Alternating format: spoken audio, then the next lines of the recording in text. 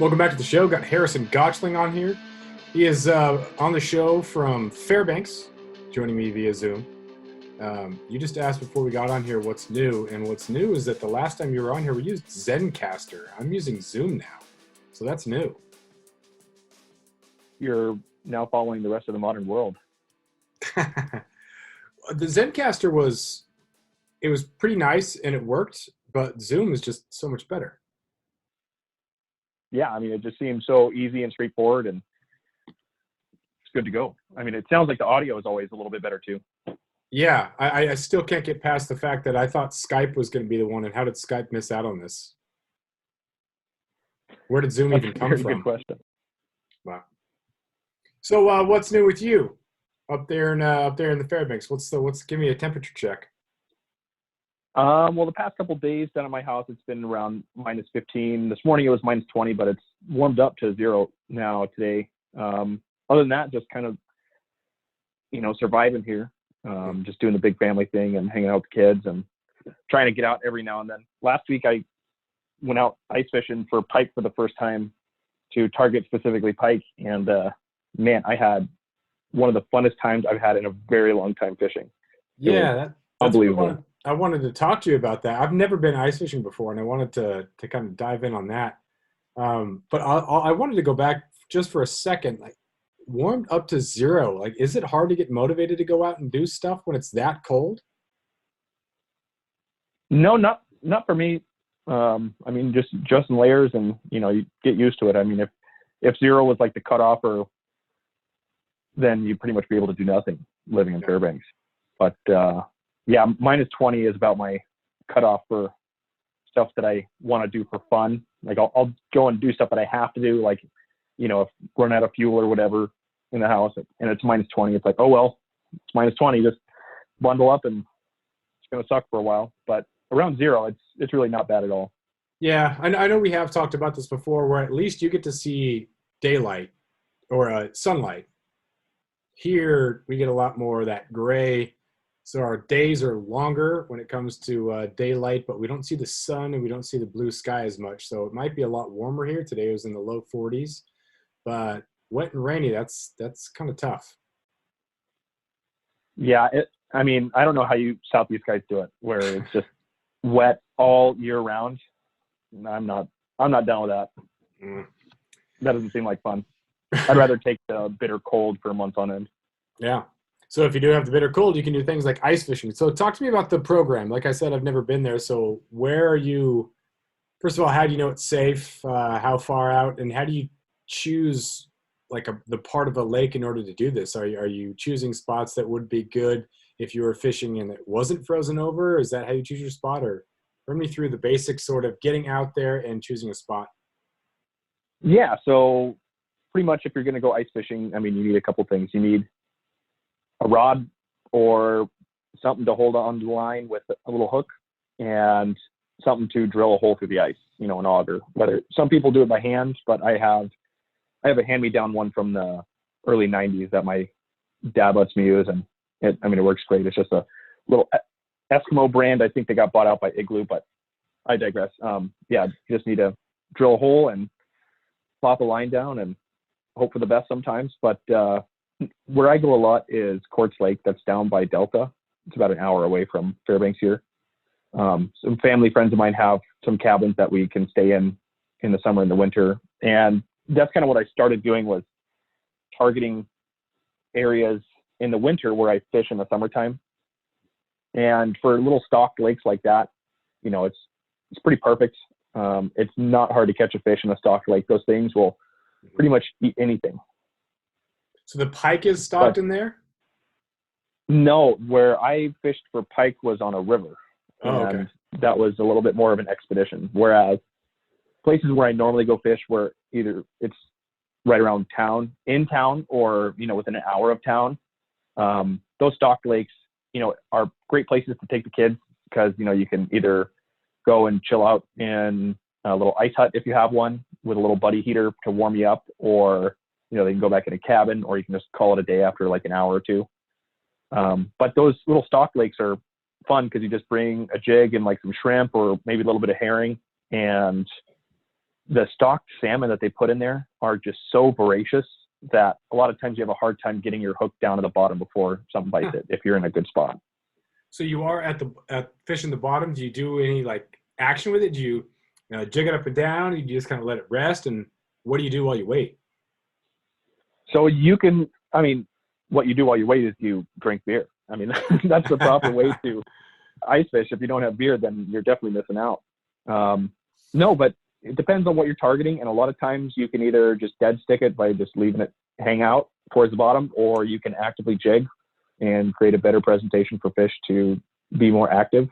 But a lot of times what I have heard, and a little bit of my own experience, is that a lot of the big fish are down at the bottom, and how to target some of the bigger fish is like literally just to dead stick it.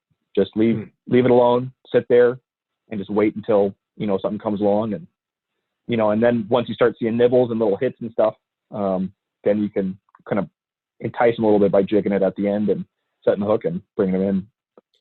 How often do but you I have noticed whenever I went pike fishing this past week, it was a lot more active if you were jigging.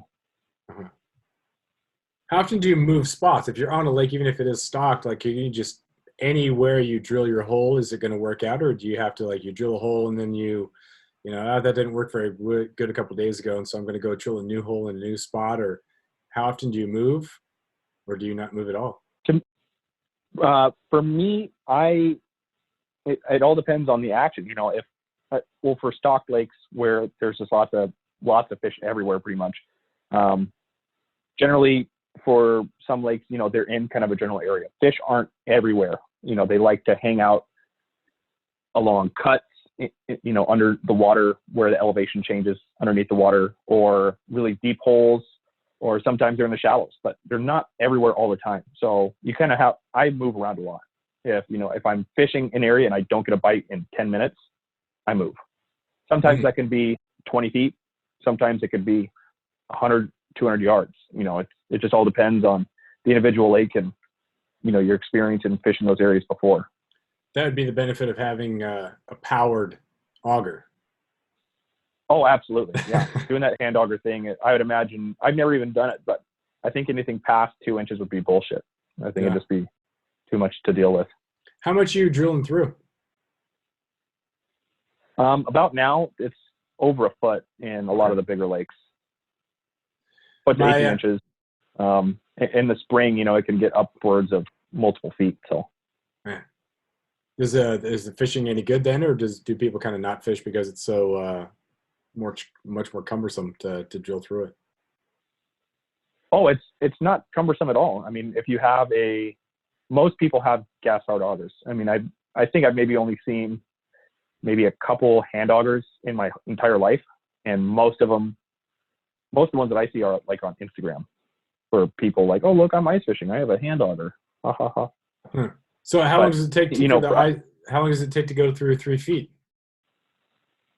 Through a couple feet, 30 seconds, maybe a minute if you have dull blades or something. I mean, it just churns through it like butter, really. If you have sharp blades on the end of your auger, it just goes right through it.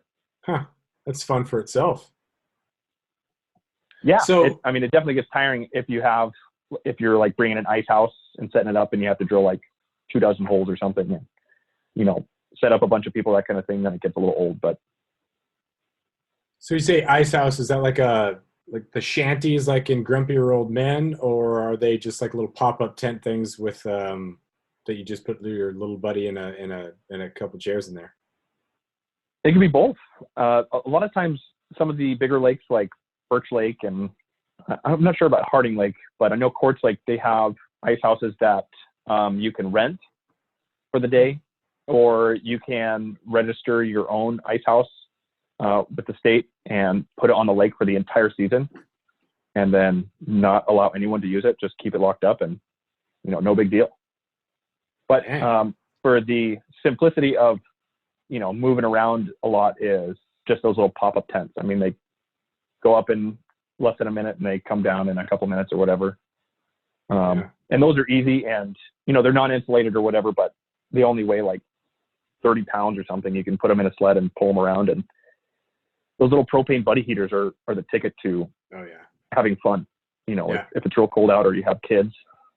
Yeah. Wow. What kind do you have? Not kid. What type of shanty or High's house do you have? I don't. That's You one don't? thing that I don't have. No. Mm. I usually just rough it wherever I am. You know, if someone else has a house, then that's kick ass. But I haven't bit the bullet yet and bought one. If I want to buy one, I want to get like a double vestibule one that is quite large, and I think those are around the $500 or $600 mark. And I don't have that kind of money hanging around just for, you know, an ice fishing tent. So. Huh. Well, I saw the pictures of you on Instagram. I love the hat. Is the hat made of skins that you trapped yourself, or is that a purchase?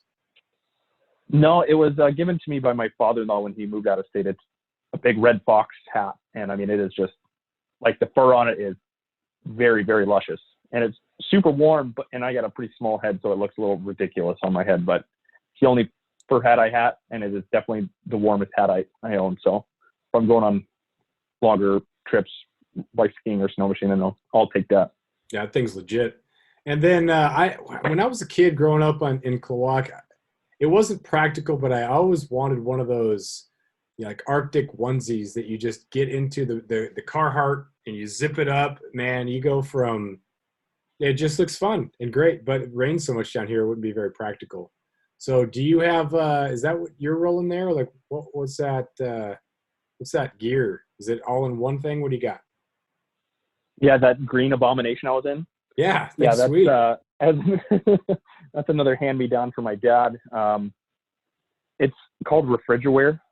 I'm not sure how big it is anymore. I Googled the company a while back, and they're still around. They still make stuff, but my dad was telling me that was like the thing to have back in the 80s. Like if you were going out, trekking out, that you wanted big Refrigerware bibs. And so, yeah, you know, I wear regular clothes and then some inflated puffy pants and a puffy jacket, and then put that whole bib over me. Hmm. And then, you know, I can cruise around at, last April I went caribou hunting, and it was 30 below with 40-mile-an-hour winds, and I was toasty in that thing. Wow. I mean, not cold at all. I like the name, but it does sound a little bit odd or off because a refrigerator keeps things cold.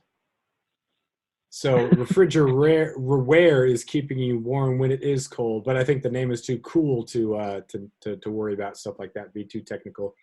But looks like iron tough coveralls with hood, $232. That's pretty sweet. You can choose your color. You can go navy or you can go sage. Huh. Yeah. Iron tough is what it says, but it's on the Refrigerware website. Oh, okay. That's pretty sweet. But no, I mean, those things are awesome. You know, it's just, you got to stay warm, and that's like priority number one is don't get wet and don't get cold. Yeah. Huh. Sweet. Well, this one does look like it might be waterproof. I'm in it now. Like, I don't need this whatsoever, but it would be kind of sweet. It's kind of one of those Alaska type things that you feel like you should own in order to fit the stereotype, but unless you live in like the real Alaska, no one really actually needs it. Yeah, that's it exactly. I think that the people who would maybe need it are people who are working outside on the slope. Oh yeah. Yeah. You know, turning hand tools or whatever. Like, then you'd probably want to have that. But for most everyday stuff, like, I mean, it hangs up in my shed rafters for 360 days a year. But whenever I, you know, am going to go out for a whole day and be outside the entire day, and it's going to be, you know, below zero, then that's the thing to bring. Yeah, for sure. So what's the difference between going on one of those lakes and then going on a river? How do your spots change? Is there different safety concerns? How are you choosing river spots versus lake spots? Well, I think that a lot of action probably, I definitely fish on lakes a lot more than I do rivers in the wintertime. But this particular fishery that I fished in for pike is only on a river. And I was brought out there by someone else. And he was just kind of showing it to me. we took snow machines out. It was about 35 miles one way. Ooh. And the river that we were on was solid. I mean, there was no overflow in any spots, and there was like a nice pack trail all the way down. Whenever we drove through the ice, it was about 10 inches thick or so. So, I mean, it was super solid. There's no concerns at all for that particular area to be worried about, oh, how am I going to get across this spot? Or should I keep going? Or is this treacherous or whatever? But, those are definitely all concerns that, you should have in your head whenever you're traveling over that kind of stuff. And even especially on lakes too. If you're going to like the middle of a lake and it's early season in like the beginning of December or something, you might want to be careful about where you're going and that kind of stuff, and maybe walk it on foot beforehand. I mean, really, it only takes a couple inches of ice to be able to support you and like a snow machine and all kinds of gear and stuff. I think they say 4 inches will support a 1-ton pickup. Oh, wow. So it's a lot. You'd think that it would need to be way thicker than that to be able to support big ass vehicles and stuff. But early season last winter, there was some dude who went out on Quartz Lake with his truck, and he drove across the middle of the lake to the far side, and he went in. And I mean, the truck was a total loss. Jeez. After years of fine print contracts and getting ripped off by big wireless providers, if we've learned anything, it's that there's always a catch. So when I first heard that Mint Mobile offers premium wireless starting at just $15 a month, I thought, what's the catch? But after talking to them and using their service, it all made sense. There isn't one. Mint Mobile's secret sauce is that they're the first company to sell wireless service online only. They cut out the cost of retail stores and pass those sweet savings directly to you. For anyone who hates their phone bill, Mint Mobile offers premium wireless for just $15 a month. I was hesitant about having to get a new phone and a new phone number, but with Mint, you can use your own phone with any Mint Mobile plan and keep your same phone and your same phone number along with all of your existing contacts. Mint Mobile gives you the best rate whether you're buying for one or for a family, and at Mint, families start at 2 lines. All plans come with unlimited talk and text plus high-speed data delivered on the nation's largest 5G network. Switch to Mint Mobile and get premium wireless service starting at just $15 a month. To get your new wireless plan for just $15 a month and to get the plan shipped to your door for free, go to mintmobile.com/waypoint. That is mintmobile.com/waypoint. Cut your wireless bill to $15 a month at mintmobile.com/waypoint. So Crazy. definitely got to be careful of that stuff. Yeah. What about the timing and daylight? I just got back from steelhead fishing, and I don't like running the boat even at the edges when it starts to get dark, just because I like to have a little bit of extra time in for, whatever happens. Maybe the motor doesn't, kick over right off or something. There's a little bit more weather, more waves or something like that. So I build in more time so I can get back to the dock with plenty of daylight. So what time do you leave? What time do you get back? If you've got that long run, are you running the snow machines at night? Oh yeah. I mean, I think we left, sunrise is late 9 a.m. here right now. And we started out at 8 a.m. sharp. Okay. And so we rode all the way out there in the dark. And then by the time that we were there, it was, light enough to see what you were doing. And then you fish until I think we fished until about 2 or 2:30 and then started to leave out. And then it started to get dusky real fast. And then by the time we were back at our trucks, it was pitch black again. So, I mean, you just have to plan time to be doing what you want to be doing when it's daylight. Yeah. So you just plan accordingly and just, deal with it. Yeah, for sure. Looked like it was worth it though. How much fish did you come back with? Like how many pounds? Do you have a pound, or do you a guy that does the spreadsheet and says on this day I caught this many pounds of pike and it went to the freezer, or do you just have an estimate? I definitely do not do spreadsheets for the amount of fish that I catch, but whenever we processed them all the other day, I think we got about 23 pounds of fish, and we kept 17 fish. Nice. So just over a pound of fish. So Most of That's them were good. pretty dinky. We got a couple of them that were pretty good size. 35 and 36 inches were our two biggest fish of the day. Never had pike, but it looks good, and it seems like it's just a nice white fish that you could bread and fry. You could make tacos. Sounds like you could do pretty much anything with it. Pretty versatile. Oh, I was blown away with how good the pike actually was. I had never had pike before, and a lot of people, when they catch pike, they throw them back because, they say that pike have these Y bones in them, so their bone structure is a little bit different than like a salmon. So you can't just fillet and you're done. You have to like cut from right behind the head to the back tail fin on the top. You cut down right behind the head and then go along the top of the spine all the way down. So you have like this big chunk off of the top of its back. And then you fillet like on the outside of these Y bones to get two small fillets on the side. And then that carries all the way out to the tail. And then I kept the bellies too, but I kept the bellies purely for bait next time I go fishing. Interesting.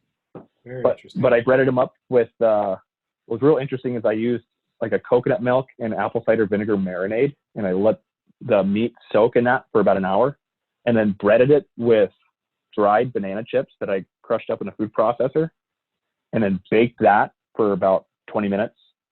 And holy shit. I mean, it sounds really wacky, but it was amazing. Where'd you get that recipe? It sounds like that was just what was left over in your fridge and your cabinets. Did you Google that?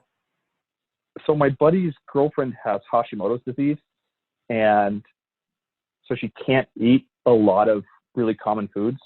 And so this particular recipe was Hashimoto's friendly. And so made that, invited her over, and we all had it, and we're blown away by how good it was. So it's definitely one to stay in the cookbook. Yeah, it sounds really good, but just coming to that conclusion, there are so many other more traditional type breading and ways to go that it'd be kind of, but sounds good, and glad it worked out. Yeah, oh, absolutely. I always kind of wonder, like, who in the heck comes up with those recipes? Yeah, I think who's at some experimenting point, with that kind of stuff. And it has to be at somewhere along the chain. It has to be someone who didn't have anything left in the cabinet, and so they did this in place of this, and then there's just no way that someone out there is that creative. Well, maybe there are.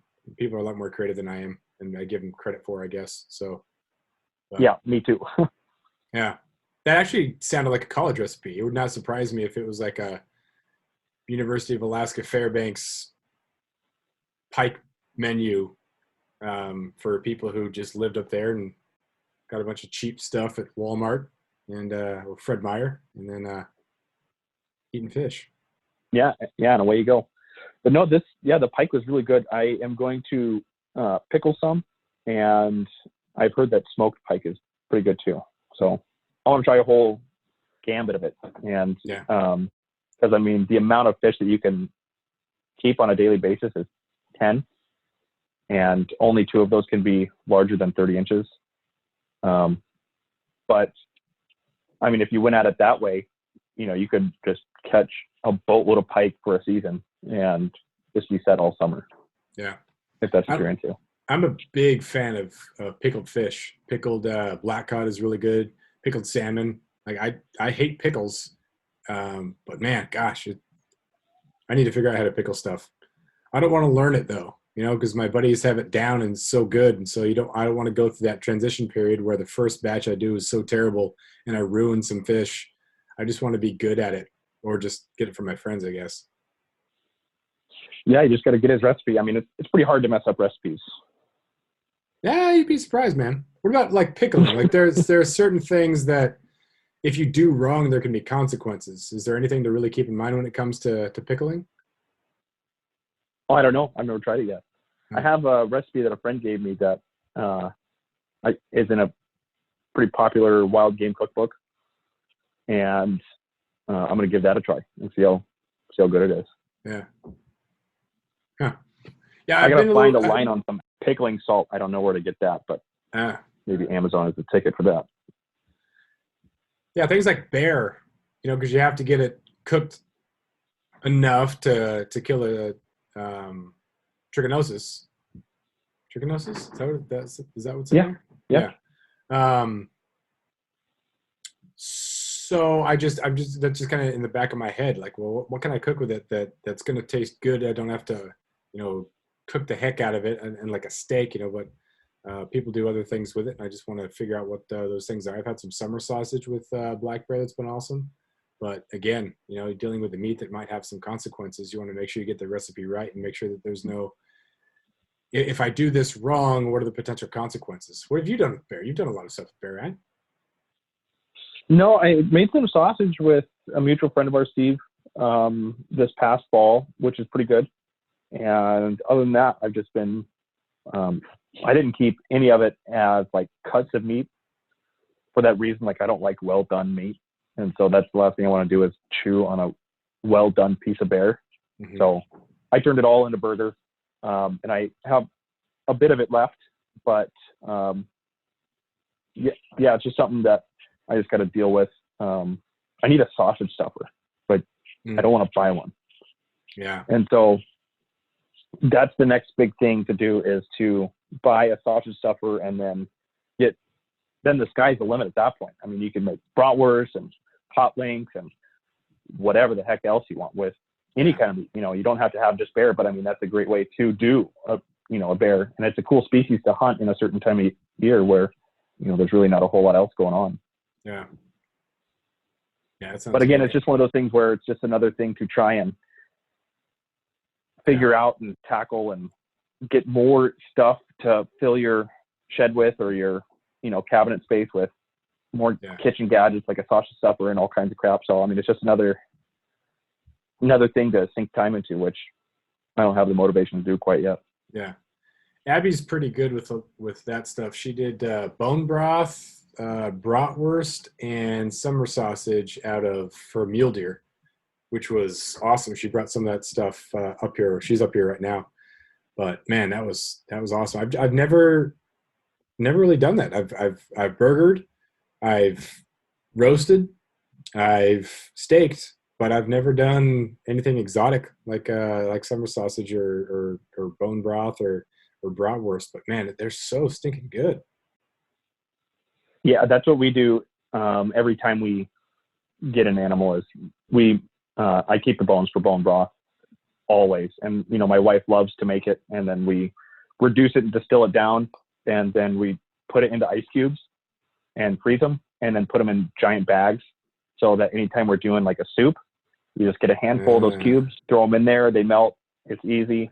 It's like takes a whole day to really do it and get it down. But at that point, once you have it down and figured out, and you have a big pot to do it in, then once you have the end product, I mean, it's so easy and it just tastes so good and it's hearty and it makes your stomach feel good and it's awesome. Yeah. How many freezers do you have? So you got fish in freezers and you've got bear in freezers and you got caribou in freezers. How many, what's your freezer look like? I just have one 22-foot cubic stand-up freezer. Okay. And it's always packed and I'm always rearranging and I'm always trying to find that one pack of something that I know is back there somewhere. So I got to untake a whole shelf and put it back and everything. But I have like the door is meant for certain stuff. And then I have certain trays that are meant for just like berries or harvested stuff from our garden. And then some stuff that is just fish, one that is just ground meat, one that's just cuts of meat. And then, the odds and ends, little frozen meals and doodads, stuff like that. Yeah. What about above your refrigerator in the house? Oh, in that freezer. I mostly keep, honestly, that's the lazy fridge. And so a lot of times, like a lot of nasty stuff will get put in there, just, skulls, maybe a hide, a real small hide or something, or, stuff like that. And then my wife will be digging through, finding it, and she'll say, what the F, get this out of here, take it away. I don't want to look at this anymore. And it's like, oh, sorry. All right. I'll take it upstairs. And, there it sits for a while. I have a system. It'll go from the deep freeze. I have a chest freezer. It's not a big one. And then it'll go into the freezer above the fridge. And then I kind of work on that. And then it's kind of a transition from one to the other. It's like the on deck circle is above the fridge. Yeah. It knows it's going to get eaten. And then, but there's also where some of the other stuff goes in there too. And so it can get a little bit crowded. Wow. Yeah, that's what we do is, we don't eat a lot of meat every week. Occasionally, like I'll always have some already cooked ground meat that I just throw in eggs in the morning as a filler for us and the kids and stuff, just to eat real quick and handy. But then I'll always have an assortment of different cuts and different types of ground meat in the downstairs, like in our kitchen freezer. And that way it can just, be eaten quick, and, you're looking at, see what you make, and you pop it open. Oh, I got this, I got that. Grab it, make it for the night or whatever. But then once you start getting low, then I go upstairs and grab another trash or like a shopping bag full of meat, bring it downstairs to, like you said, be on deck, ready to be eaten. I know you gather berries and whatnot. What else do you got as far as subsistence, live off the land stuff going on up there? Just stuff from our garden, and that varies from year to year. But mostly the stuff that we hand harvest is just berries. We have a pretty skookum berry spot around town that we pull anywhere from 10 to 20 pounds a season of blueberries out, and anywhere about a dozen pounds of raspberries from my mom's place. She has just a crazy amount of domestic raspberries. So some of them are like as big as the end of your thumb, and oh wow, she doesn't eat them at all, and so you just go crazy. You wait till the time's ready, and then you just go and pick every day or every other day for like 2 or 3 weeks, and then it's off for a while. At least that's kind of what we found. Mm-hmm. What are some of the biggest concerns with your garden up there? Things you got to make sure that you keep in line, otherwise you're going to lose the stuff. Yeah, that's it exactly. I mean, it's just making sure that, you start the seeding and everything in the spring, and then transition it properly. And then sometimes, the weather doesn't want to cooperate, and, the cold sticks around longer, so you have to keep it in the house, and then it starts getting big and annoying, and you got to find a place to put it all and water it right, not water it too much, and figure out the humidity in your room that you're doing it so it doesn't mold, which, we have had that issue with. But we don't really have that big of a garden. We just tore down a bunch of our raised beds to make our yard a little bigger. And then we plan on making a little bit more of a raised beds in different areas of our yard this year. But last summer I was rebuilding an old ice house, an ice shack that I bought for ice fishing, and I turned that into a big insulated chicken coop. So that took up a lot of my time last summer. How are the chickens doing? They're alive. They're not much to be said. They're hanging out. We don't, we have a light on a timer in there, and when it gets like 20 below or colder, we'll supplement heat, put a little light bulb in there, like a heat light bulb. But other than that, whatever temperature is outside, their own ambient temperature brings it up 30 more degrees than what it is outside. Huh. So it's pretty solid. We have, I think, 10 chickens right now, 1 rooster. And once the winter hit, some of them stopped laying eggs entirely. And then some of them who would be like 1 egg a day producers, went down to 1 every 2 or 3 days. And then now it's gotten to the point where they're doing these cycles. So we'll get anywhere from 2 to 4 eggs a day still. Whereas in the summer it was, like a half dozen or more every day. What about things that might get into there? I know down here we have to worry about bears, mink, marten. Do you have like lynx problems or anything trying to get at your chickens? Foxes in the summertime, absolutely. Yeah. I think I got 4, maybe 5 chickens sniped this summer by a single fox. And I had a gun by the back door, and the screen door. We kept the back door open, just the screen door, and so like, as soon as you'd hear like chickens sound like they're fighting or something, or a big squawking, then you run out there as fast as you can, and all of a sudden you see this stupid fox with a chicken in his mouth jumping over the fence and getting away, and it's like, oh my God, again. Is all that it's fun, or is it a bunch of work? Sometimes, you start a garden or you do something like that, then after a while it's just too much work than it's worth. But is it kind of fun? in addition to having like obviously, great food, clean food, you're living off the land a little bit more. Yeah, I mean, having your own chickens and stuff is cool because they do produce eggs, and if they are stupid little chickens, each of them has their own personality and stuff, and you get the kids to hold them, and they crow in the mornings and all day long, and you get to see which chickens are friends or whatever, but as terms of like cost effectiveness, it's way cheaper to go buy a flat of 5 dozen eggs from Costco. Mm-hmm. Like, no doubt about it. I mean, it's a labor of love, really, but I don't put that much labor into it. There was a lot of labor insulating all the chicken coop this summer and cutting all the wood and beefing up the structure because it was all rotted out and stuff. So I had to put it on like a new scale on the bottom and build it up underneath and add 4 inches of insulation to bring it up to 6 inches of insulation around on the inside of the structure, and then build roosts and nesting boxes and special feeders and watering canisters and all kinds of stuff. And but it's it's fun. It's cool to see them run around, and in the summertime especially. Yeah, it's definitely not worth it to do it if you just want to have the eggs. Yeah. Well, something good to do during the winter too. Like anything to get you out of the house, get you moving sometimes can be worth it, even if it is some work, but it's industrious, keeps you moving, keeps you focused on something else other than the darkness or the cold. Yeah, absolutely. I couldn't agree more. It's just, just one extra thing you have to do every day. For us, we haul our own water and haul our own fuel and stuff. And so we don't have like a well that we live off. So haul our own water. And so it's always something to do for the house. Keep it running right. Cool. Well, what else you got, man? You got a closer for this? No, sorry, not particularly. Just that I have more plans to get out and catch bigger fish under the ice this winter still. There's still a lot of time left, and I'm planning on doing a few more trips either for big pike, or I really want to start chasing after lake trout. That is one thing that has eluded me my whole life, and it's one thing that takes an obsessive amount of time from what I understand, and quite a bit of money to invest in for, like, you can get these fish finders that have transducers that go down into the fish hole, and they can see the fish moving up and down. And it's like even so sensitive that it can read your jig on the water table.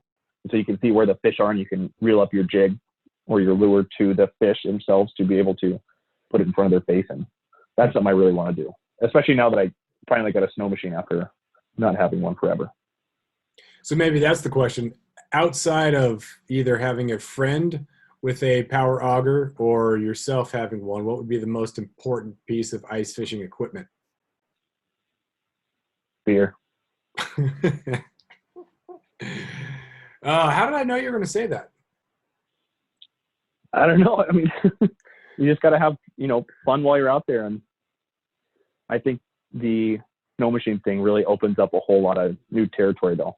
Because, I mean, anyone can go and have fun and, just walk a couple hundred yards from a boat launch and drill a hole and do your thing. But to get after some of the bigger fish and more elusive fish like those lake trout or these specific pike that I caught this past week, you definitely need a snow machine to be able to go farther, and to have someone who also has a machine, so that just in case yours breaks down, you're not stuck 20 miles on a trail in the middle of nowhere where no one knows where you are, kind of thing. Do you have like an inReach or something like that that you take with you? Yeah. Uh-huh.